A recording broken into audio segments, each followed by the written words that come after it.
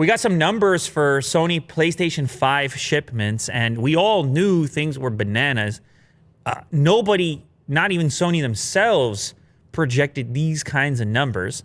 People just went crazy for gaming in 2020. As they got locked down, they just moved all their attention over to gaming. And it just so happened that we had a new console launch at the same time as pretty much the like an unprecedented global lockdown. And the first global lockdown of any kind where people actually have fast internet connections that they can game with. And so originally, I think Sony was targeting something like 10 million units, but now shipments are expected to reach up to 18 million units in 2021.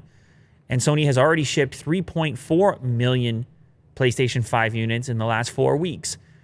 3.4 million. They're moving units, Will. And we can't compare this to any numbers from, and this, by the way, this is reported by Digitimes. I don't know if these are official numbers. They're some level of speculation in there. Apparently, they're going to increase their supplies in more Asian territories soon. I presume there was a rush to get the North American units because of Christmas and stuff like that, and maybe there's been a shortage elsewhere. This is, by the way, this is the highest selling PlayStation console ever in its first 4 weeks of availability. That's pretty crazy when you consider the popularity of some of those PlayStations over the years. But yeah, like I said, we don't have comparison to Xbox Series X numbers. I do remember hearing that it was also doing better than expected, but presumably not to this level because we were following the reseller markets and you can follow the costs and the prices and try to map demand in that fashion. But it's a good time to be in the gaming business. It's a good time to be Sony.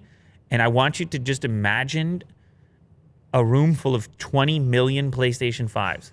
To just put that in perspective, the volume of, there's 35 million people in the country that we're sitting in right now. Okay? We're talking 20 million PlayStations in 2021. That's a lot of PlayStations. Yeah. And they're not that cheap either. They're not that cheap and they're not that small. They take up space. Yeah. 20 million PlayStation 5 sitting below TVs. Wow.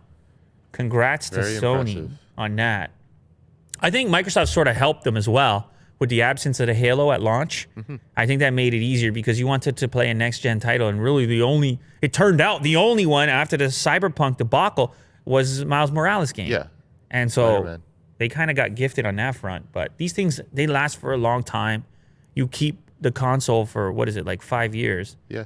And so, until the new one comes out. Exactly. Or if you want to upgrade to the Pro version. There will be some iterations, but you hold on to it for a little while. So I think that's why people have been able to justify it, the cost.